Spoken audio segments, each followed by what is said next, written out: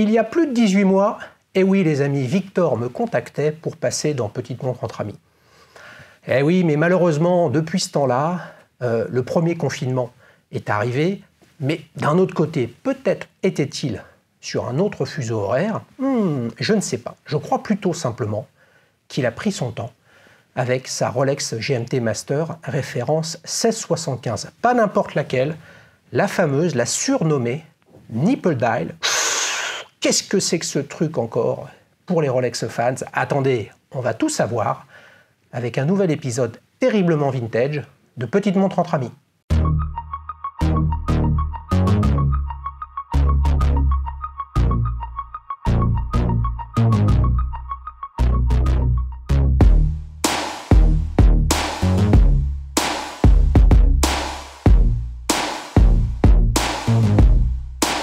Salut Victor, ça va? Ça va Xavier, toi? On y est arrivé? Eh ben enfin! Je l'ai eu au téléphone, par mail, par truc, il était par Mons et par Vaux. Ouais. Moi, j'en peux plus de l'attendre, cette... Bah écoute, la voilà enfin. La voilà, cette Rolex. Oui, ouais. Est-ce qu'on peut la voir et est-ce que tu peux nous la montrer? Écoute, la voilà, si j'arrive à l'enlever. Pas mal du tout. Est-ce que je peux l'essayer? Bien sûr.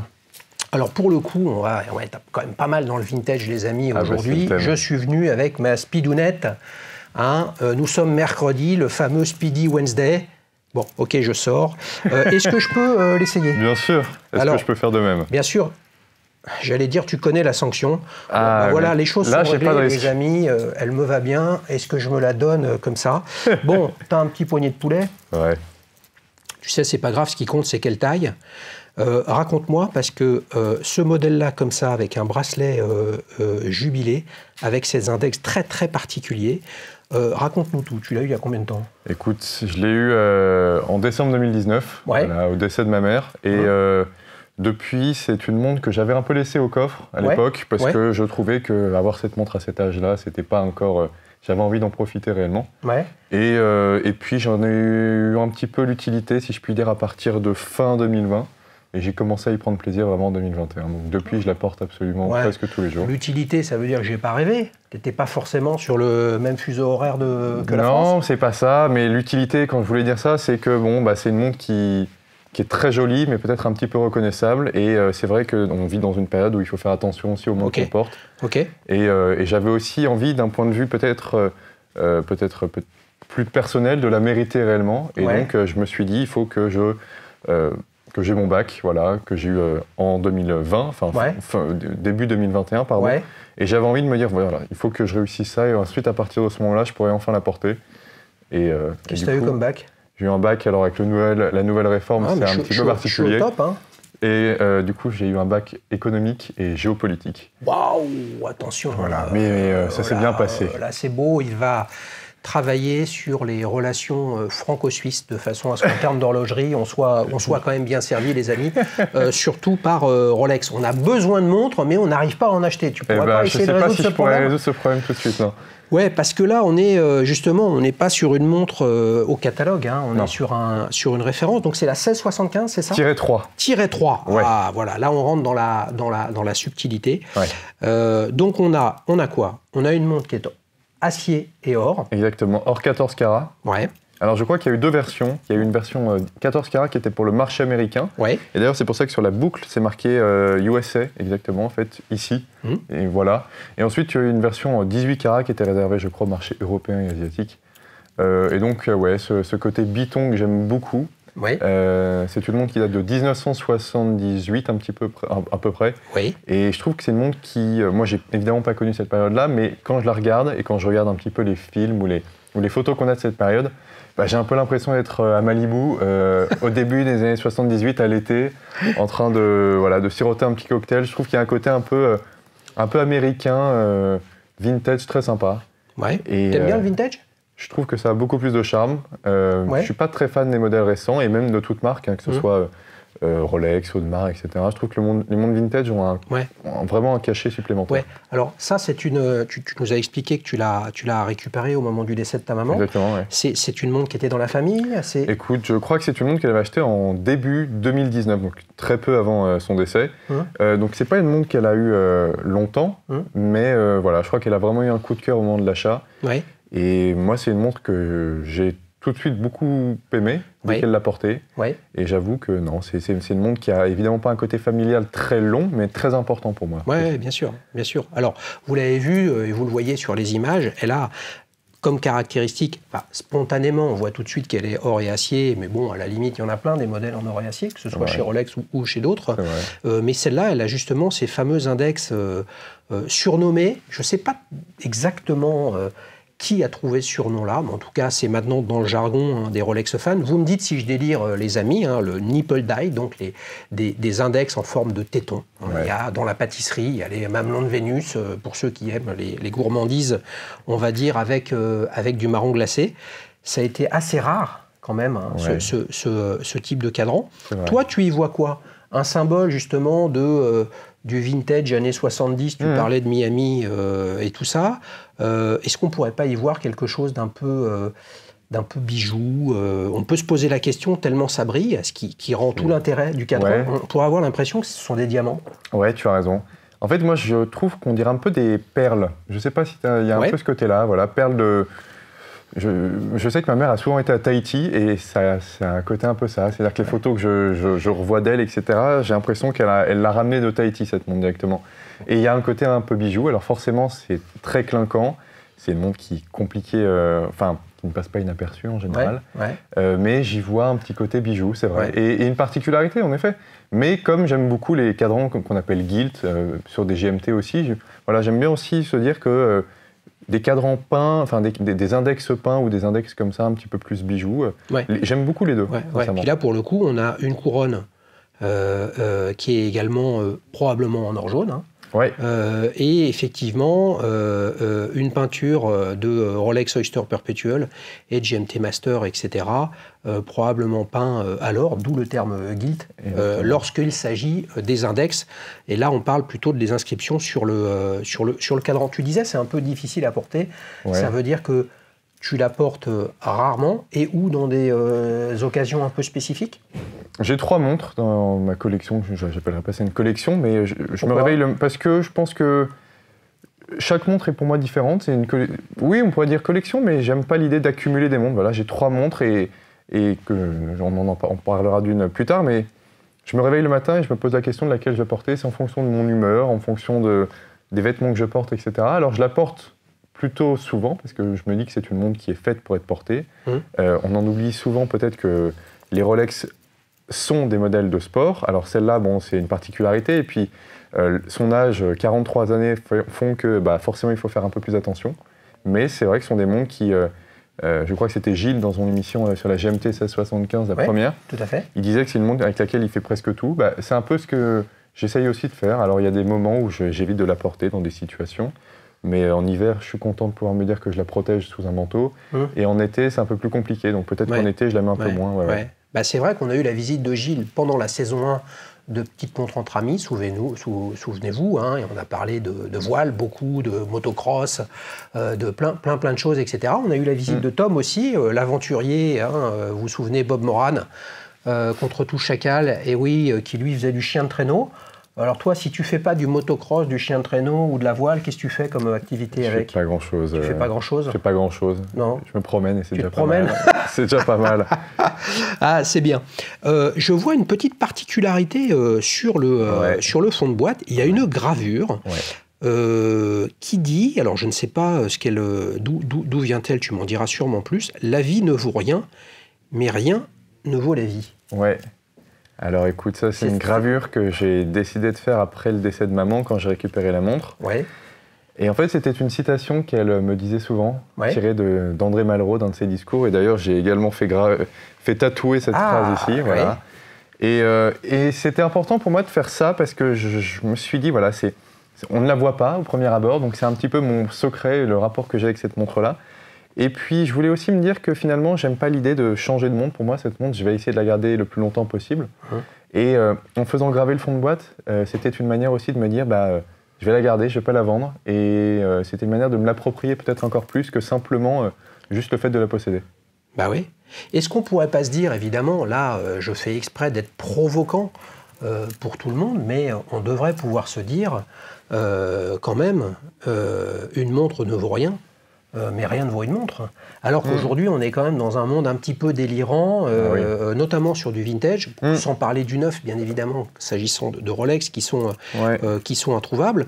Il y a une belle image quand même pour essayer de retrouver un peu de sincérité. Toi, dans ton cas, tu en as hérité à un moment pas facile. Donc en fait, quand bien même elle ne vaudrait rien financièrement, ce qui sera peut-être son cas un jour, hein, les amis, hein, les tarifs délirants, la branchitude et la coolitude et le hype sur les montres vintage, peut-être que ça se tarissera. J'en doute, mais peut-être. Toi, de toute façon, elle a une valeur inestimable. Ouais, c'est ce que tu dis souvent, c'est qu'il n'y a pas de belles ou de mauvaises montres, il y a surtout des belles histoires. Je pense que c'est ce qui est important, c'est-à-dire que quand je la regarde, il y a sa valeur intrinsèque est évidente, mais quand je la regarde, c'est un garde-temps, c'est-à-dire que pour moi, elle garde cette période de sa vie, cette période de ma vie aussi, en quelque sorte. Et quand je la regarde, je pense plus au moment que j'ai pu vivre avec maman, plutôt qu'à la montre en soi. Je pense que c'est le message c'est le message d'une montre, les amis. Tu sais, franchement, je suis vraiment déçu de ne pas réussir à la passer. Alors, heureusement, parce que si elle m'était allée, normalement, je la garde, hein, j'ai une collection de malades, hein, après, les amis, après plus de 100 invités dans Petite Montre entre amis, là, effectivement, j'aurais pas pu la garder. Non, honnêtement, c'est une question que je me pose. Hein. Ne soyez pas choqués, les amis, mais je me dis peut-être qu'un jour, quand même, une Rolex Biton comme ça.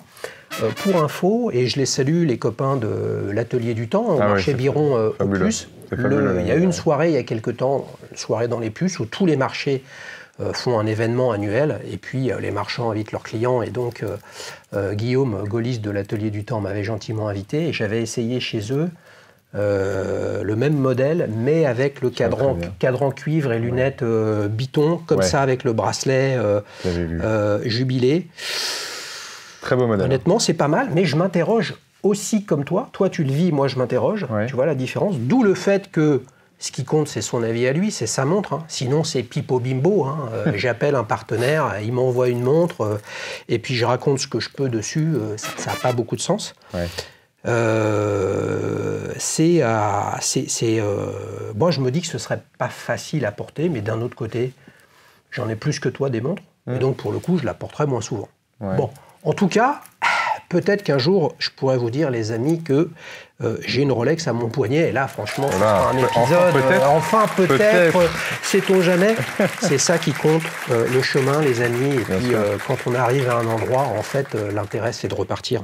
Mais il y a eu plusieurs variantes de ce modèle-là. Il y a eu notamment la Clint Eastwood, la Root Beer. Oui, c'est en fait une variante, je crois que c'est une Nipple Dial également, si je ne dis pas de bêtises. Tout à fait. Je trouve que moi je trouve que la Root Beer est une très très très très belle montre également. Et voilà, je pense que c'est une montre qui a à la fois un côté sport chic, et c'est réel, ce côté acier en effet fait un côté sport, et puis c'est une montre que je pense porter un jour avec un costume, parce que même si je porte pas de costume t'en es loin là, hein. Je suis loin, mais il faut se projeter parfois. Ouais, t'as raison. Non, mais je me dis, voilà, c'est une montre qui, je trouve, a une polyvalence absolue. Et donc, écoute, si en plus, toi, tu pouvais avoir une Rolex un jour, enfin un aveu de dire que tu aimerais bien une Rolex. Là, je suis en train de me faire attraper dans la nasse. De toute façon, vous savez, comme je vous l'ai dit, c'est le chemin qui compte. Mais je vous promets, avant la saison 25 de Petite Montre entre amis, je viendrai avec une Rolex qui est la mienne. Ce qui n'est pas d'actualité pour l'instant. Il y a tellement de choses à découvrir. Tu sais, là, je vais vous le dire, les amis, j'ai jamais été très très proche de m'offrir une Rolex. Une fois, je l'avais déjà raconté à l'aéroport, etc., avant que j'achète la Royal Oak, et puis ça s'est pas fait, etc. Mais pourquoi ? Parce que ma femme m'avait dit, mais t'en as rêvé de cette Daytona ? Daytona cadran blanc, 116, 520 ? Non. Bon, si t'en as jamais rêvé, c'est pas parce qu'il y a une belle opportunité il y a en 2016-2017 qu'il faut l'acheter. Bon, voilà, mais j'aurais pu l'acheter, ça n'a pas été le cas. Mais avec la chaîne, je rencontre tellement d'invités passionnants avec des montres dans tous les sens, avec des délires complets, en passant beaucoup de temps à lire, à regarder tout ce qui se propose. Le choix est tellement vaste. Je suis désolé, mais c'est un peu facile d'aller acheter une Rolex, puisque c'est le superlatif sur tous les sujets. C'est propre, c'est bien fait, c'est solide, c'est robuste, ça vaut de l'argent, c'est reconnaissable, c'est intemporel. What else ? Moi, j'aime bien quand c'est un peu difficile, quoi. Et si c'est trop facile, ça me plaît moins. Peut-être que ça changera. Tu as raison. Et je pense que mais bon, toi, tu es dans un cas différent. C'est que tu vois, c'est pas un processus d'achat. Donc, de fait, c'est 100% émotionnel. Ouais, et puis je pense que c'est là où les Rolex Vintage se différencient aussi peut-être des modèles récents, si je puis dire. Hein. C'est que pour moi, je pense qu'il y a une telle variété dans le vintage qui fait qu'on peut un peu trouver chaussure à notre pied, si je puis dire. Alors que dans le récent, pardon, on a des modèles qui sont plus ou moins communs. Les gens cherchent toujours des Pepsi, des choses comme ça. Dans le vintage, il y a une pluralité pour moi qui est bien plus importante que dans le marché moderne. Et donc, ce qui fait qu'on peut avoir des modèles qui sont vraiment particuliers, qui nous correspondent peut-être plus que des modèles récents. Ouais. Les amis, j'ai fait un petit exercice. J'ai essayé d'estimer combien il y avait de références. Référence veut dire un même modèle avec un bracelet différent, avec un truc, etc. Il y a grosso modo aujourd'hui sur le marché 40 000 références différentes de montres neuves à acheter. C'est beaucoup, mais en fait, c'est rien du tout. Rien par rapport à toutes les références qui ont été produites en montre-bracelet, donc on va dire depuis 1925, etc. Moi, mon truc, c'est les années 70. J'en ai toujours pas fait le tour, loin de là, et j'espère ne jamais le faire. Ce qui fait que la diversité, l'opportunité de tomber sur un modèle qu'on n'attend pas, c'est ça l'intérêt du vintage ou de l'occasion. Alors que dans le neuf, il y a beau y avoir beaucoup de références, il y a quand même beaucoup de déclinaisons, et voilà, et c'est assez étroit. Voilà, chacun son truc. Hein. Ce qui compte, c'est toi et ta montre. Mais alors, pour le coup, là, ton adjectif. Eh oui, l'adjectif qui caractérise cette GMT Master. J'ai longtemps réfléchi. Ah ouais, ça fait 18 mois, les amis, qui réfléchissent. J'ai eu le temps de réfléchir, donc j'ai une pression encore plus importante. Jubilatoire. Jubilatoire. Parce que, évidemment, le bracelet jubilé, donc forcément un petit jeu de mots. Et puis jubilatoire parce que je trouve que c'est une montre qui rappelle une période des années 70 que je n'ai pas connue, mais peut-être moi de ce qu'on me raconte, c'était une période jubilatoire, peut-être plus folklorique, si je puis dire, sur certains aspects. Et puis moi, c'est une montre que j'aime beaucoup et jubilatoire parce que forcément la jubilation, c'est un moment de plaisir. Et moi, je l'ai eu à un moment où c'était pas forcément non plus un moment de plaisir dans ma vie. Et ça a été un peu une forme de lumière pour moi dans tout ce moment obscur, ces moments obscurs. Ouais. Et quand je l'ai regardé, quand je la regarde, j'y retrouve un peu cette lueur d'espoir aussi que j'ai pu avoir. Ouais. Là, on voit vraiment on parle du sujet de l'émotion au travers d'une montre. Voilà, toi, c'est dans un moment douloureux, obscur, comme tu le dis. Une montre, c'est un message. Et c'est ça qui compte, je pense, le plus dans l'horlogerie. Alors parfois, le message peut être j'ai des thunes, je me la donne et je t'emmerde. Voilà, j'ai une Rolex, un truc, un machin, etc. Parfois, moi, ce qui m'intéresse, c'est le sport, c'est la diversité, c'est le truc, c'est l'abnégation, c'est le symbole de je me suis arraché, j'ai eu mon bac, j'ai eu un job, j'ai signé un beau deal, je me souviens, etc. Je pense que là, toi, tu es dans je me souviens, tu te souviens de ta maman, et effectivement, avec tous les beaux souvenirs que tu portes au poignet. Tout à fait. Si on avait su, les amis, qu'on allait parler d'André Malraux, franchement, dans Petite montre entre amis, on a parlé de pas mal de philosophes parfois, plutôt dans stand-up, avec Spinoza, où le sujet de la comparaison, il ne faut pas se comparer, les amis, et encore moins une montre, parce que sinon, tout de suite, on va dériver. Ouais. Elle a plein de caractéristiques visuelles, cette montre, ce qui est clair. C'est quoi le petit détail qui te séduit le plus ou qui vraiment, à chaque fois, te heurte la pupille? C'est vraiment une question compliquée. Je pense que sur ce modèle-là, c'est surtout le bracelet. Oui. J'avais essayé à un moment de la porter avec un bracelet que j'avais acheté chez ABP. Oui. Et même si le bracelet était très beau, j'y retrouvais pas autant de plaisir. C'est-à-dire que je pense que le bracelet fait énormément partie de la montre. On dit souvent que...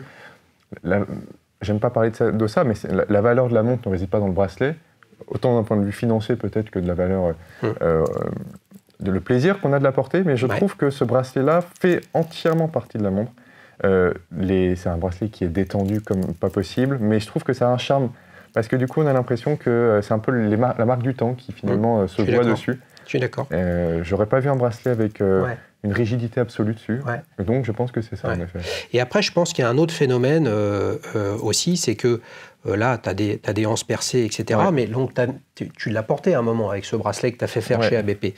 Donc, de fait, les handlings n'étaient pas là. Non. Donc, tu avais une barrette, une pompe qui était là, et donc avec un trou ici, visuellement, et qui, je ne vais pas dire annihile, détruit, etc., mais enlève à ce style très simple et épuré des boîtiers Rolex. C'est ça. Et pour le coup, tu vois, j'ai le sentiment que quand on voit une Rolex sur autre chose que son bracelet Jubilé, Président ou Oyster, en fait, c'est toujours sur les mêmes modèles. Hein. C'est grosso modo que des Submariner portés sur un NATO. Et le propre du NATO, c'est que la languette, la bande, passe sous la montre et donc ne génère pas cet espace que je trouve un peu disgracieux entre la carrure et puis la barrette du... J'émettrais quand même une réserve. Je trouve que Rolex a été très bon sur le bracelet Oyster Flex. Ouais. Je connais quelques personnes qui ont eu des Daytona Oyster Flex et j'avoue que finalement je pense que Rolex a un peu pris tout le monde à contre-pied parce que ils ont pu montrer qu'une Rolex sur un bracelet un peu, alors je ne sais pas si c'est du caoutchouc, c'est pas du caoutchouc, les possesseurs me diront que non, mais cette matière particulière, je trouve que ça correspond plutôt à ces modèles-là, parce qu'il y a des Yachtmaster, il y a des Daytona. Bien sûr, on l'a vu sur la chaîne avec cet épisode de Petite montre entre amis et une Rolex Daytona, pour le coup, en or, justement. Ouais. Et là, la caractéristique de ce bracelet, je suis sûr qu'à BP, ils peuvent le faire, c'est que le bracelet Oyster Flex, la jointure entre le boîtier et le bracelet est arrondie, qui fait que le bracelet épouse parfaitement la forme de la carrure. Exactement. Grosse déception pour moi, les amis. Grosse déception. Je ne peux pas l'essayer. Peut-être qu'à la fin de l'émission, on va trafiquer le bracelet pour que je puisse quand même la mettre. Non, allez, je déconne, les amis. On passe à la séquence suivante. Souvenir. Tiens, je vais te rendre celle-là. Je te la rends. Bien sûr. Voilà. Et puis si tu veux, on réduit le bracelet de ma Speed pour que tu puisses aussi l'essayer correctement. Voilà. Alors, on a appris que, Victor, tu avais donc 18 ans, c'est ça? Exactement. Voilà. Donc là, pour le coup, il est vraiment tout jeune et c'est ça qui est bien, c'est qu'il se souvient complètement, forcément, de ses premiers émois horlogers. Tu t'en souviens ou tu as perdu la boule déjà? Et j'en ai même ramené la preuve. Ah, ça c'est fort, ça. Waouh. Là, applaudissements les amis, mais ne nous trompons pas, il voit derrière la caméra la casquette qui a gagné au quiz. C'est pas parce que tu l'as amené que tu vas partir avec des points. Oui, alors la pochette n'est pas représentative de la montre à l'intérieur, mais je te laisse la découvrir. Ah ouais, sinon j'aurais dit Cartier. Exactement. Donc ce n'est pas une Cartier. Ce n'est pas une Cartier. Roulement de tambour, attendez les amis. Voilà. Il y a bien des petites pressions. Là, je vois comme ça un bracelet qui a l'air... bracelet rifté. Ouais. Bracelet Oyster. Ouais, exactement. Ah, la fameuse Rolex Mickey. Rolex ou pas Rolex alors? Écoute, c'est une Rolex Oyster Date Précision, référence 6694. Ouais. Avec un cadran, voilà, il y a eu ce débat pendant de longues années, est-ce que Rolex a déjà fait, officiellement produit ces cadrans-là? Alors la réponse est, je pense, non. Oui. Ce ne sont que des cadrans customisés. J'ai le cadran d'origine, en plus, à la maison, un beau cadran un petit peu crème, très joli, mais c'est une montre qui, je trouve, a beaucoup de charme, je trouve beaucoup de qualité, peu de défauts, que j'ai également fait graver au dos avec mes initiales. Voilà, et donc c'est une montre qui, je trouve, a un gros cachet. Alors, comment est-ce que je l'ai trouvée, si je puis dire? C'était il y a 5 ans, de mémoire. Je crois que j'étais chez ABP. On passe au marché, c'était, je ne sais plus exactement le... Marché Saint-Honoré. Marché Saint-Honoré, exactement. Je vois cette montre avec maman, et maman a un coup de cœur pour cette montre, entre-temps, et moi aussi. Et je la trouve d'un... Scoop, les amis. Le poignet de terrible. Victor a rapetissé, parce que j'arrive un peu à la passer, celle-là. Voilà, mais j'arrive pas à la fermer non plus. Donc Mickey ne va pas rentrer à la maison avec Dingo. C'est trop bête. Non, mais donc, je vois cette montre avec maman dans la boutique, et maman, entre-temps, voilà, voulait l'acheter pour elle. Ouais. Et elle n'a jamais réellement pu. Elle a eu ensuite sa maladie, elle n'a pas eu le temps de réellement se consacrer à cette montre-là. Et finalement, elle n'aura jamais réussi à l'avoir. Et la seule montre qu'elle a toujours portée, c'était une Chanel J12, petit modèle, qui est un très beau modèle, mais moi ne me correspond pas parce que c'était un modèle féminin en 33 mm, je crois. C'est un peu trop petit. En blanc ou en noir? En noir. En noir. Je l'aimais pas beaucoup. Voilà, c'était une montre qui, pour moi, ne me correspondait pas, en tout cas. Et j'ai décidé de revendre cette montre, cette Chanel J12, et de m'acheter celle-là, comme une sorte de passation, un petit peu. Voilà, je porte la montre, finalement, qu'elle aurait peut-être aimé toujours vouloir porter. Et c'est finalement, ça a été un grand plaisir d'avoir cette montre parce que je trouve qu'elle est d'un comique absolu. Finalement, Rolex est une marque souvent décriée pour pour son côté bling-bling. Alors, elle n'est pas bling-bling, mais en soi, je trouve que c'est un contre-pied finalement terrible de se dire, peut-être la marque qui se prend le plus au sérieux, et ben, sur cette montre-là, il y a peut-être le personnage qui, au contraire, se prend le moins au sérieux. C'est clair. Ou le plus à la rigolade. Mais est-ce que c'est pas aussi un message pour toi de dire que t'as une belle Rolex vintage, on aime, on n'aime pas, avec tous les poncifs classiques, les amis, sur les possesseurs de Rolex. Est-ce que c'est pas aussi une façon d'exprimer, toi, tout le second degré qu'il y a sur le sujet? Sûrement. Et une Rolex, c'est jamais qu'une bouffonnerie additionnelle, comme celle que Mickey a pu réaliser pendant des années. En fait, c'est la montre que je porte le plus, parmi toutes celles que j'ai, enfin, les 3 que je possède. Je possède également une Cartier basculante, qui est un très beau modèle. Tank basculante. Tank basculante, le gros modèle, mais qui est pour moi différente. C'est pas du tout une montre que je porterai avec les mêmes habits, et puis c'est pas une montre qui, pour moi...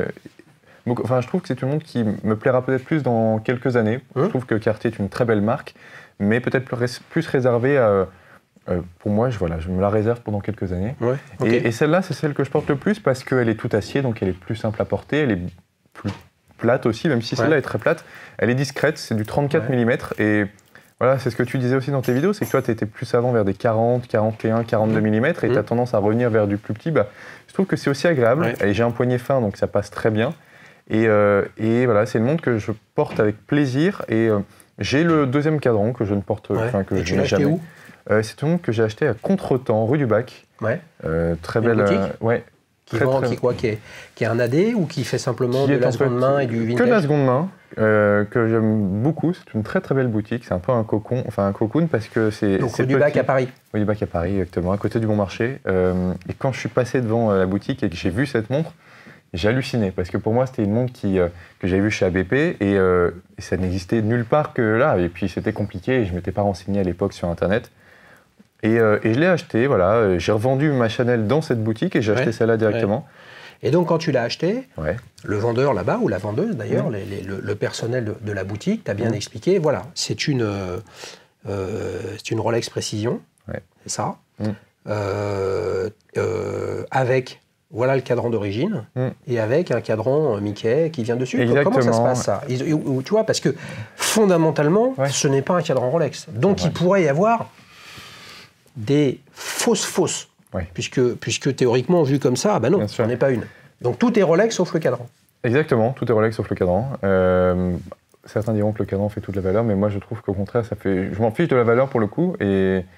Enfin, c'est pas ça, je m'en fiche pas, mais voilà, pour moi, c'est pas ce qu'il y a d'important. C'est pas le truc principal. Non, mais on a bien compris. Et alors, quand je suis arrivé dans la boutique, ils m'ont dit, écoutez, monsieur, voilà, c'est une montre qui n'a pas, en effet, de cadran d'origine. C'est un cadran customisé, mais en fait, à la base, ils ne devaient pas me donner de second cadran. Et ils m'ont dit, voilà, on va être gentil, on va vous donner... Ils m'ont donné une possibilité, un choix. Il y avait beaucoup de cadrans proposés d'origine, et j'ai pris un beau cadran que j'aurais pu te ramener, mais qui n'est pas ici, de couleur crème.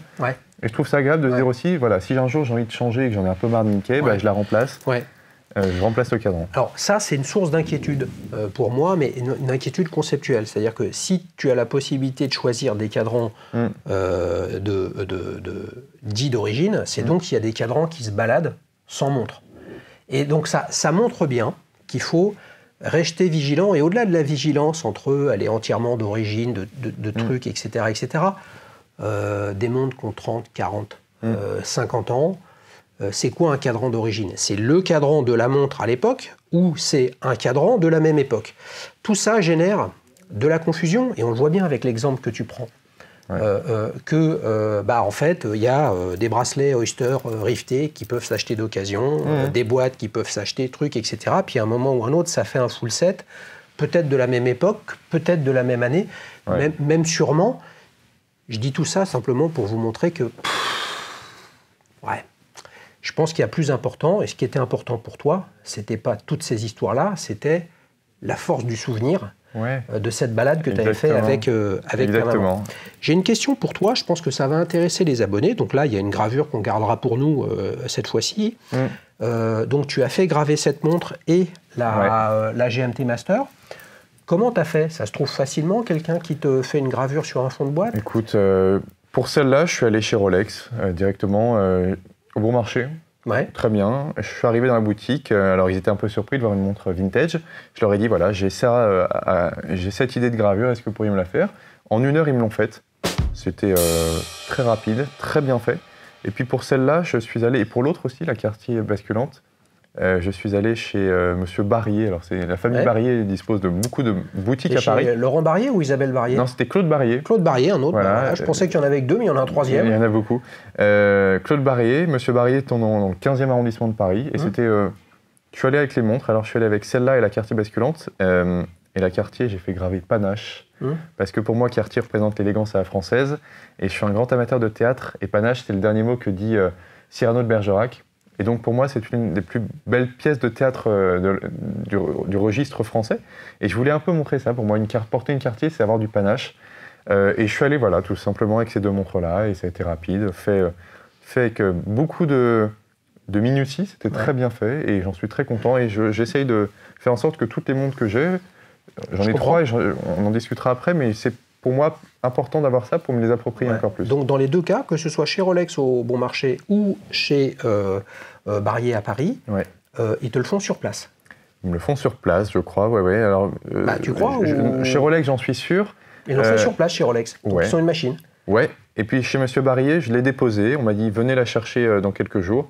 Je ne sais pas, je ne crois pas que ça a été fait sur place. Mais non, mais c'est intéressant. Tu peux, tu te souviens du prix d'une gravure comme ça chez Rolex notamment? Alors chez Rolex, c'était une centaine d'euros. Ouais. Et pourtant la gravure est quand même longue, donc j'ai été surpris. Et puis pour les 2 montres, la Cartier et celle-là, j'en ai eu pour centaines d'euros les 2 également. Ok. Voilà, mais les gravures sont plus petites, donc sont plus... Ouais, c'est une somme, mais après, par rapport à l'émotion que tu as, toi, et la relation que tu as avec ces montres, c'est pas donné, mais pour moi, ça en valait le coup. Ouais. Les amis, le panache, c'est un truc très, très utile lorsqu'on attaque le célèbre quiz. Tiens, alors, merci. Je te rends celle-ci. Donc, les amis, vous ne la voyez pas. Elle n'est pas derrière nous, mais plutôt que de me lever, donc on se dérange. Victor, qu'est-ce que tu vois là derrière? Je te confirme une belle casquette. Voilà. Alors, je t'ai concocté 3 questions assez simples, intéressantes, ma foi, je l'espère, pour qu'on apprenne des trucs et qu'éventuellement tu puisses gagner une casquette. Est-ce que tu es prêt? Je suis prêt. Alors, quel autre modèle phare de Rolex a arboré des index nipple dial comme sur ta GMT Master? Réponse A, une Rolex Daytona. Réponse B, une Rolex Submariner. Réponse C, Rolex Skydweller. Voilà. Eh oui, hein, attendez, ça bosse les amis quand même. La question n'est pas si évidente. Je vais y aller par élimination. Pour moi, une Skydweller, c'est compliqué. Alors, même si je connais mal le modèle, ça m'étonnerait. Je dirais plutôt... Là, tu n'en as éliminé qu'un, si on considère que ce n'est pas la Skydweller, ce qui est ton choix. Hein. Je pense. Ouais. Je dirais une Rolex Submariner. Par hasard ou... Non, je vois mal une Daytona. Ouais. Donc Submariner, pour moi, il y en a tellement que je ne serais pas étonné. Ouais. Bonne réponse, les amis. Attendez, il démarre le feu de Dieu. C'est pas évident, hein. Les amis, bien sûr. Qu'est-ce que je peux te dire là-dessus? Tu aurais pu deviner, peut-être que tu t'y es pris comme ça, une Rolex Daytona et une Skydweller, ce sont des index bâtons. Ouais. Donc on a une tradition d'index bâton, et là, imaginez que par le passé, ils aient fait des index ronds, puisque le propre de ces index, c'est qu'ils sont ronds. Effectivement, c'est la Submariner, référence 1680, donc, qui était la première Rolex Submariner à aborder le Cyclope, lancé en 67. D'accord. Et ils ont fait des versions en acier ou en or et acier, justement, avec ces index. D'accord. Petits index dits nipple dial. Les amis, les Rolex fans, les spécialistes du sujet, vous le savez que ce n'est pas mon cas. Si vous savez comment Rolex, de son côté, appelle ces index, bien évidemment, je suis preneur comme tous les abonnés de la chaîne. Tu mènes 1-0, c'est un bon début, les amis. Je ne doute pas que Cyrano de Bergerac va gagner ce quiz. La référence 1675, figure-toi, donc la tienne, succède à la référence 6542, avec 2 évolutions majeures. Tu vois ? Donc il y a 2 trucs très nouveaux sur cette montre par rapport à la première GMT Master. 6542, lancée en 1955. Alors, je vais te citer 3 nouveautés. Ouais. Cherchez l'erreur. Okay. Réponse A, apparition du protège-couronne. Réponse B, apparition du cyclope pour la date. Réponse C, la lunette devient en aluminium. Alors la réponse A est bonne, protège-couronne. Donc ça veut dire que sur la 6542, il n'y avait pas de protège-couronne. Non, il n'y avait pas de protège-couronne, à la fois sur les modèles en acier, puis il y a eu quelques modèles en or qui ont également été faits. Et puis, alors tu pourrais me redonner les 2 autres possibilités? B, apparition du cyclope pour la date. Ouais. C, la lunette devient en aluminium. Je pense que les lunettes des 65-42 étaient en bakélite, d'ailleurs très fragiles. Je pense que donc la mauvaise réponse, ou celle qui n'a pas, la nouveauté qui n'en est pas réellement une, je pense qu'il n'y a pas eu de cyclope. Le cyclope existait déjà pour moi, mais je pense que l'aluminium est arrivé. Donc, ouais. Le mec, ça fait 18 mois qu'il bosse comme un dingue. Bonne réponse, il a tout révisé. Et là, superbe. Superbe. Et oui, bien sûr, il y a toujours eu un cyclope sur la GMT Master et sur la 6542, puisque le cyclope est sorti chez Rolex en 1947. Alors que la GMT Master est sortie 10 ans plus tard. Effectivement, les 2 nouveautés, ce sont le protège-couronne, effectivement, plat ou pointu, etc. Là, il y a toute une nomenclature de spécialistes sur ce type de couronne. Tu vois, tu disais que la tienne était une 1675-3, ça va jusqu'à 8, enfin bref, etc. Mais si je puis me permettre, je crois qu'il y a une très très bonne vidéo de Hodinkee qui présente toutes les Rolex GMT Master depuis la 6542. Ben voilà, donc rendez-vous sur YouTube ou il faut aller sur leur site? Je crois que c'est sur YouTube. Il y a eu des 1675, les tout premiers modèles qui n'avaient pas de protège-couronne. À vérifier. Les fameux modèles de transition, les amis. Alors, ça, c'est intéressant. Il y a des modèles de transition, en fait, chez toutes les marques. Et c'est pas, on va faire un modèle de transition parce qu'on ne sait pas ce qu'on veut faire. C'est juste qu'il nous reste des cadrans, il nous reste des lunettes, il nous reste des boîtiers, il nous reste des trucs, on ne va pas les béner. Donc en fait, on fait une merguez. Vous voyez? Donc en fait, le modèle de transition, ça peut être une merguez, un truc complètement trafiqué, ou ça peut être un vrai modèle de transition, mais ça, c'est que l'histoire qui le dit. Voilà. Il faut avoir un peu de philosophie quand même sur tous ces sujets. Et bien sûr, la lunette... au départ était en bakélite et après elle est passée en aluminium. Ça m'a permis de chercher, mais le bakélite c'est quoi? Ça vient d'où? Tu vois ce que c'est ça? Non, c'est le premier dérivé, on va dire, de pétrole. C'est vraiment la première façon de faire du plastique, même si chimiquement c'est pas la même chose. Et figure-toi que bakélite, je ne savais pas vraiment ce que ça veut dire. Est-ce que c'est un terme scientifique, etc. Pas du tout. Ça a été inventé par un chercheur américain en 1907 qui s'appelle Leo Baekeland. D'où bakélite.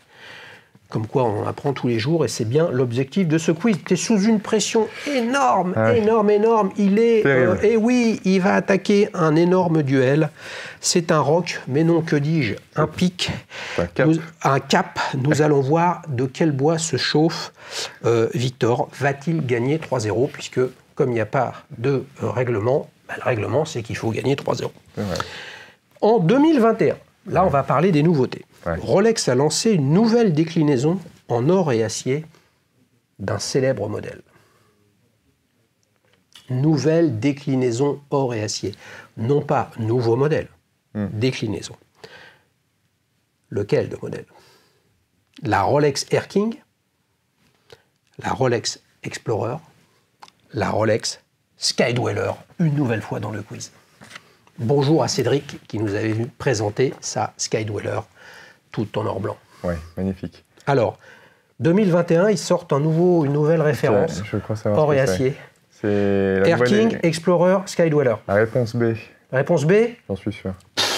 Il est fort, les amis. Bien sûr, la Rolex Explorer a ramené en 36 mm, puisqu'elle était en 39. On avait la visite au tout début de la saison 1. Je le salue, Yann, qui était venu présenter sa Rolex Explorer en 39 mm.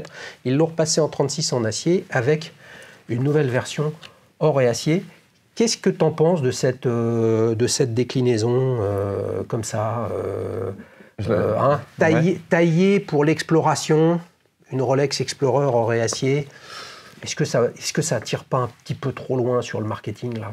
Je la trouve intéressante pour 2 raisons. Tout d'abord, tu rappelais que c'est un modèle en 36 mm et je pense que c'est bien que les marques reviennent à des modèles un peu plus petits. Ouais, mais donc, ça, donc en acier, je suis d'accord, or et acier. Je trouve ça intéressant parce que finalement, c'est dans l'air du temps.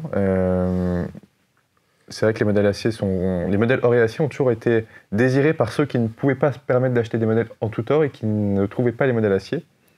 Et finalement, je trouve qu'un modèle en or et acier, c'est très polyvalent.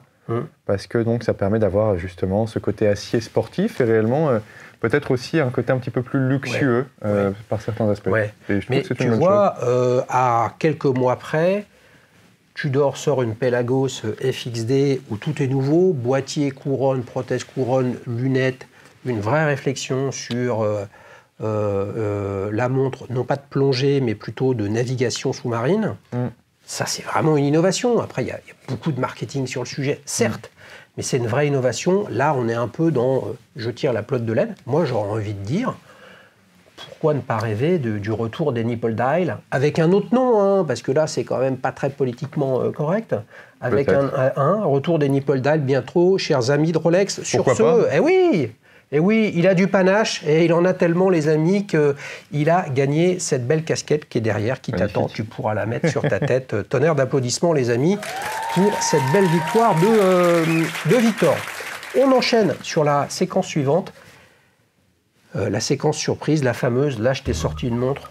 Ah, vous allez voir, les amis, on va faire un tabac. C'est un sujet de discussion qui ne s'arrête jamais.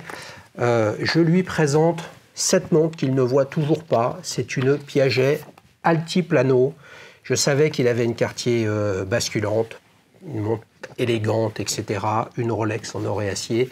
Là, on est sur une marque, 1874, qui est fondamentalement une marque horlogère, mais qui est pour beaucoup de gens une marque de bijoux et d'orfèvrerie. Ce n'est pas le cas. Et l'Altiplano en est l'illustration. Intéressante. Qu'est-ce que tu en penses? Piaget Altiplano, 40 mm de diamètre, en or blanc, 6,36 mm, ultra plate. Pas donné, on est chez Piaget et on est en or blanc, 26 200 €. Le sujet n'est pas parlé fondamentalement de prix, mais simplement de style. On a une petite seconde à 4 heures, complètement déconnectée des standards et des contraintes des calibres horlogers où historiquement on a une petite seconde à 6 heures ou à 9 heures. Là, elle est à 4 heures. Elle n'avance pas, elle n'arrive pas à se déplacer, elle est bloquée. Et puis la date à 9 heures. Tout ça dans un style super épuré. Qu'est-ce que tu en penses? Je la trouve très jolie. Je trouve que le placement en effet de la petite seconde et puis de la date sont très intéressantes. C'est vraiment, le placement est particulier et ça en fait aussi son originalité.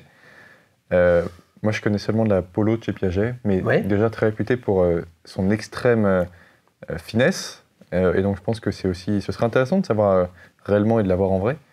Mais je la trouve jolie. C'est pas un modèle que je porterais. Je pense que c'est plutôt un modèle, et c'est pas à faire offense à ceux qui pourraient éventuellement la prendre, mais c'est un modèle qui, pour moi, correspond à peut-être quelqu'un qui serait plus avancé dans sa vie, à la fois au niveau du prix, mais je pense que c'est aussi une montre que l'on apprécie quand on a peut-être plus 40, 50 ans, ce qui est pas mal, ce qui est pas une fatalité, au contraire. Mais je pense que c'est une montre qui est peut-être réservée pour... Qu'est-ce qui te fait dire ça? C'est le style? Essaye de décrypter ton point de vue. Je pense que c'est aussi le bracelet. Le bracelet comme ça, je pense que c'est du crocodile, à moins que ce ne soit autre chose. Mais je trouve que le bracelet est très joli. Mais c'est une montre qui est très simple, uniforme. Je pense que c'est une montre qui s'apprécie. Et c'est vrai que contrairement à beaucoup de montres ou de marques, même pas forcément Piaget, mais d'autres, qui cherchent tout le temps à innover, etc., à tout le temps avoir des choses en plus, finalement, je trouve que c'est un retour ici à une forme de simplicité évidente pour moi. Et je trouve que revenir à des montres simples, ça fait aussi sens. Tu parlais de la Piaget Polo, tu parles de la Piaget Polo actuelle ou le tout premier modèle qui est sorti milieu des années 70? Ah non, de la modèle actuelle que j'ai pu voir, qui est un beau modèle que je ne porterai pas non plus parce que c'est pas un modèle qui me correspondrait, je pense. Mais mais c'est en tout cas une très belle montre ici, je trouve. Alors les amis, la Piaget Polo, elle est sortie en 77. C'est plus un style de montre probablement qui ciblait les femmes, mais c'est absolument sublime en termes de design. On est vraiment dans les 70s. Certains diront c'est sur du Genta, etc. Vous le savez, des designers à cette époque, il y en avait beaucoup. Et Genta a maintenant, après les années 2000, pris la lumière parce que certaines de ces montres sont devenues des blockbusters, d'autres probablement le deviendront aussi. Il n'y a pas que lui, mais on était dans un style de bracelet intégré très très géométrique, ce qui est différent de l'Apollo d'aujourd'hui. Mais là, chez Piaget, vraiment leur marque de fabrique depuis, pas depuis leur création, mais depuis le milieu des années 50, c'est vraiment l'ultra plat. Qu'est-ce que tu en penses, toi, des modèles ultra plats? Mais je trouve ça très bien. Parce que c'est un peu la discrétion, ça se fond toujours sous une manche, sous un manteau, etc. Exactement, pour des raisons à la fois de sécurité, c'est-à-dire que quand on prend par exemple les transports en commun ou qu'on est dans la rue, c'est toujours plus simple de mettre une montre extra plate sous une veste, sous une chemise pour la protéger. Et puis je trouve ça aussi très agréable d'un point de vue peut-être stylistique aussi, parce que des marques comme, bon je vais en citer que, mais par exemple Richard Mille, je suis pas un grand fan, ce sont des belles montres, mais trop épaisses pour moi, et c'est pas du tout la même gamme, mais voilà. Mais tu vois, ce que tu dis est intéressant, c'est-à-dire qu'entre l'ultra plat, la discrétion, etc., évidemment, quand on est ultra plat et qu'on est discret, on se retrouve sur une montre qui a une trotteuse qui est discrète, 2 aiguilles, une date qui se font très bien, c'est très épuré. De fait, il n'y a pas beaucoup de grippe. On n'est pas dans la montre de sport, on n'est pas dans le chrono, on n'est pas dans la GMT, il n'y a pas de lunettes, il n'y a pas d'utilisation, c'est pas professionnel. Je serais tenté de dire, on est juste dans le beau. Et tu connaissais un peu Piaget? Piaget, pour toi, ils font des montres ou ils font des bijoux? Pour moi, je connaissais mal et je connais toujours mal, mais pour moi, c'est plutôt des montres. Je ne sais pas dans ce côté-là de bijoux. 1874, avec lancé dans un village, pardonnez-moi les amis suisses, dans le canton de, j'allais dire Genève, mais ce n'est pas ça, Neuchâtel, la côte aux fées. C'est beau. C'est joli. Ça fait rêver. Et ce qui est intéressant dans l'histoire de Piaget, c'est que en 1955, par là, déjà, ils s'étaient lancés dans l'ultra plat et ils ont inventé, mais ils ne sont pas les seuls, mais justement, je voudrais parler de cette diversité, le calibre avec micro-rotor. Le propre du micro-rotor fait que, comme le rotor est, on va dire, à l'intérieur du calibre, de fait, il n'est pas au-dessus. Donc, tu gagnes en épaisseur. Et si on cherche de l'information sur les inventeurs du micro-rotor, grosso modo, on tombe toujours sur Buren et Universal Genève. Ce qui n'est pas faux. Mais Piaget le fait tout autant. La différence, c'est que Piaget n'a jamais fait de chrono, montre de sport, montre militaire, etc. Et donc, il y a de fait d'un côté des marques où il y a tout un storytelling sur la guerre, les soldats, les expériences, les exploits.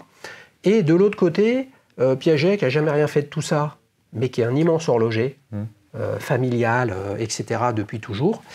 Voilà, Piaget, c'est de la superbe horlogerie, même si c'est pas complètement perçu comme ça. Et c'est dommage. Franchement, si j'avais pas monté la chaîne et pas l'opportunité comme ça d'échanger avec toi, je me serais pas plongé dans Piaget et jamais je me serais dit, tiens, je vais regarder Piaget de près, au point d'en parler dans la séquence surprise. Combien tu lui mets de 1 à 10 à cette Piaget? Je lui mettrais un 8,5. 8,5? Ouais. De façon générale, tu notes bien ou... Je suis dur en général. T'es dur? À 8,5, c'est une sacrée note. Les amis, je vous donne rendez-vous dans l'onglet Communauté pour vous aussi participer à la discussion sur cette Piaget Altiplano. Figure-toi que le calibre qu'il y a dedans, le 1205P, fait 3 mm. 3 mm, regardez bien, là, 3 mm, c'est l'épaisseur d'une pièce de 50 centimes d'euros. Les amis, c'est tout petit. On enchaîne pour la séquence suivante, recto verso. Qu'est-ce que tu as d'autres passions? On a compris que tu avais le théâtre, que ce n'était pas le sport. Qu'est-ce que tu as d'autres trucs qui te branchent vraiment? Écoute, j'aime beaucoup l'art, c'est très vague. Et puis, c'est bête à dire, mais je suis en étudiant de droit, tu en as déjà eu. Et je suis passionné par ce que je fais. Et c'est bizarre de dire que la passion, c'est le travail, parce que pour certains, le travail ne peut pas être une passion. Mais pour moi, c'en est une, parce que j'adore ce que je fais. Le droit, ça regroupe à la fois beaucoup de choses qui sont sur la géopolitique, comprendre les évolutions de la société, tout ça, finalement, il y a beaucoup de choses qui évoluent avec le droit, tout comme le droit évolue avec la société, mais j'aime réellement ce que je fais, ce que j'étudie. Donc là, 18 ans, ça veut dire que tu es en première année? Je suis en première année. Ouais. Ça se passe très bien. C'est compliqué, mais j'ai de bons résultats. Comment ça se passe, le parcours, la formation en droit? C'est quoi? Il y a un bachelor sur 3 ans, après il y a des masters. Tu as une licence sur 3 ans, en effet. Et puis après, c'est à ta guise. C'est-à-dire, soit tu pars à l'étranger, si tu as envie de partir à l'étranger pour faire un master pour devenir, par exemple, avocat à l'étranger. Sinon, tu peux faire un master en France. Tu peux... Ensuite, te diriger vers beaucoup de choses, mais je n'ai pas choisi le droit par choix peut-être généraliste. C'est parce que j'ai réellement envie de travailler dans ça. Ouais. On en parlait un petit peu avant. Mais... Ça veut donc dire que tu pourrais être d'un côté devenir avocat. Ouais. Donc pour le coup, c'est un métier bien particulier. Tu pourrais être juriste. Il y a plein d'autres façons de regarder. Toi, tu as envie d'être avocat ou tu as envie d'être juriste? Alors, j'ai plutôt envie d'être avocat, mais je n'ai pas forcément envie d'être avocat. On en discute un petit peu avant l'émission. Mais t'as du panache. Vous imaginez Victor arriver avec la robe d'avocat, etc. Et puis Mais je pense que ce qui est intéressant aussi, c'est, on en parlait un petit peu avant l'émission, mais il y a beaucoup de métiers qui me tentent. Le métier de commissaire-priseur, c'est aussi un métier qui est lié à toutes ces questions d'horlogerie, parfois. Mais j'y réfléchis beaucoup. La première année est une année compliquée, mais les résultats font que normalement tout devrait bien se passer pour le reste de l'année. Donc je ne suis pas sur ce stress-là, mais en tout cas, j'avance avec sérénité. Donc ça te va bien que tu sois dans une logique généraliste, comme ça te permet une fois que tant que tu n'as pas choisi, tous les champs sont possibles. C'est vrai. C'est vrai. C'est ça la mécanique. Exactement. Et puis je pense que ce qui est intéressant aussi, c'est que parfois, tu poses la question de quel est le rapport entre peut-être l'horlogerie et la passion que l'on a. Moi, j'ai envie d'y établir un lien qui est peut-être un petit peu compliqué à trouver. C'est pour moi, mais voilà quelqu'un qui a compris le principe de recto verso. Quel est le rapport entre deux choses distinctes? Bien évidemment, c'est l'invité. Donc toi, quel rapport tu fais? Je pense que le droit est intéressant puisqu'on étudie des situations à un moment donné. Et on ne parle pas forcément que de montre, on parle de garde de temps. Un garde de temps, c'est comme son nom l'indique, quelque chose qui va prendre la marque de son époque et la garder, et puis la transmettre comme une sorte de petite capsule temporelle. Et finalement, je trouve que le droit, comme les montres, c'est finalement sont des petites capsules temporelles. Et tout comme parfois le droit évolue avec le temps, c'est-à-dire que on voit que les lois évoluent en fonction de la société dans laquelle on vit, les montres évoluent aussi avec la société avec laquelle on vit finalement, puisque un modèle comme ça a 43 ans, mais finalement il existe toujours de nos jours, mais il a évolué. Et donc c'est intéressant de voir comment est-ce qu'on est passé de quelque chose qui se faisait il y a 43, 50 ans à quelque chose qui se fait actuellement. Et donc je pense que c'est le lien. C'est une belle poésie, les amis, magnifique. J'ai le sentiment que la prochaine montre que Victor va s'acheter, il pourra faire graver à son dos éloquence, parce que c'est vrai que tu parles de tout ça avec raison et avec passion. Moi, j'ai envie de dire, waouh, quand même, les jeunes, ils sont forts. Hein. Je veux dire, 18 ans, et je suis d'accord sur ce que tu partages, et on le voit bien dans la société actuelle. Si on fait la transposition de certains mots qu'il y a avec notre capacité à regarder le passé avec nos yeux d'aujourd'hui, cet anachronisme, c'est souvent aussi un sujet problématique dans l'horlogerie. On veut regarder quelque chose en se disant « mais tiens, cette montre, elle est immaculée, elle n'a pas été touchée pendant 60 ans ». Dans très très rares cas, elle est restée dans un tiroir, ok. Sinon, elle est passée dans X mains, et l'organisation de ce qu'on peut appeler un industriel de l'horlogerie, une manufacture, avec des ERP, avec des logiciels, avec des process, avec des organisations, tout ça n'existait pas. Dans les années 50, on était au papier millimétré avec des boîtes, etc. pour gérer les références. Il suffit de regarder à quoi ressemblent les archives historiques d'un horloger. On est comme à l'ancienne Bibliothèque nationale rue Richelieu à Paris. On est dans des vieux bouquins magnifiques. C'est pas une base de données où tout est limpide et voilà. Donc dans le droit, comme dans les montres, attention à pas se tromper de fenêtre de temps, parce que sinon c'est retour vers le futur. Et là, on rigole bien, mais c'est quand même un petit peu compliqué. Les amis, on enchaîne pour la dernière séquence. J'aimerais bien que ça ne s'arrête pas quand même. On se régale, les amis, avec un Victor qui a un panache et une éloquence de folie. Je sens que tu vas nous faire rêver avec ta prochaine montre. Est-ce que tu en as une dans le tuyau? Est-ce qu'il y a un truc qui te fait rêver à court terme, moyen ou long terme? C'est vraiment toi qui nous racontes. Pour moi, les montres, celles que j'ai, ont une histoire tellement particulière que j'aime pas l'idée de me dire que j'en achèterai une nouvelle. Ça viendra, je pense, mais pour l'instant, j'ai à long terme éventuellement une idée d'une montre que je voudrais, mais je préfère me dire que pour l'instant, je profite de celle que j'ai réellement. Une montre qui me tente, c'est... J'ai cru qu'il allait nous dire « je préfère ne pas dire celle qui me tente pour dans longtemps ». Non, mais voilà, je préfère me dire, je réserve une montre peut-être pour un moment particulier dans ma vie, peut-être comme un objectif, en quelque sorte. Pour moi, je pense que j'aime beaucoup la marque Audemars Piguet, mais c'est pour l'instant extrêmement cher. Ouais. Mais je travaillerai autant que possible pour m'en acheter une dans 15, 20 ans. Mais une quoi?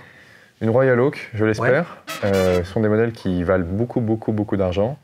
Et voilà, pour l'instant, je préfère me dire, et c'est pas un objectif de vie pour moi, je préfère me dire, voilà, je réussis dans mon travail et si je peux me permettre d'acheter ça, voilà, en plus, bah, c'est bien. Mais est-ce que tu as intégré, puisque là tu parles d'objectif de vie, donc tu as 18 ans, donc qu'est-ce qui peut t'arriver dans les 10 prochaines années? Bon, il peut se marier, il peut avoir des enfants, il peut avoir 20 ans, il peut avoir 25 ans, il y a plein de moments, etc. Mais si on se projette un petit peu plus, dans un peu plus longtemps, tu parles d'une vingtaine d'années, etc. Quand tu dis Royal Oak d'Audemars Piguet, est-ce que tu intègres dans cette réflexion, peut-être que dans 20 ans, ce sera la montre has-been, mais grave, Audemars Piguet, au moins elle sera moins chère. Bah oui, mais personne ne la voudra dans ce cas-là, tu vois. Est-ce que tu as intégré cette notion justement de le temps qui passe, et que peut-être que ce qui plaît, et c'est même sûr, ce qui plaît aujourd'hui ne plaira pas demain. Ça, c'est une certitude. Il n'y a que les devins d'un côté ou les vendeurs de montres qui peuvent dire c'est sûr, c'est sûr, c'est sûr. Une Rolex Submariner avec un cadran Spider, c'est une tuerie à jamais, quoi. Tu vois, donc, j'ai envie de dire, pour la première fois, il va falloir que tu m'en donnes un autre de modèle. Voilà, tu vois, un truc moins mainstream. Et je dis ça parce que sinon, ils vont s'exciter, les amis, dans les commentaires, parce que je le vois, moi. Je lis tous les commentaires, je les vois passer. Très souvent, lorsque dans la prochaine montre, il y a une Royal Oak, c'est ce que j'essayais de résumer un peu tout à l'heure quand je parlais de Rolex. C'est trop facile. C'est comme si tu me disais une Nautilus, d'accord, c'est inaccessible, c'est introuvable, ou à des prix délirants, mais c'est un peu facile. Donc, je ne dis pas que c'est pas ce que tu penses. Je dis juste que si tu enlèves la facilité du choix de tout le monde est d'accord dessus, une Piaget Polo? Non, pas une Piaget Polo, c'est un très beau modèle, mais écoute, je verrai, peut-être que ça me correspondra dans 15 ans. Si ce n'est pas un modèle, qu'est-ce que tu aimerais creuser? Tu vois, un chronographe, une montre de Gousset Non, je ne suis pas très chronographe. Je préfère une montre 3 aiguilles simple. Alors bon, GMT, ce n'est pas une 3 aiguilles, mais je préfère une montre plus simple.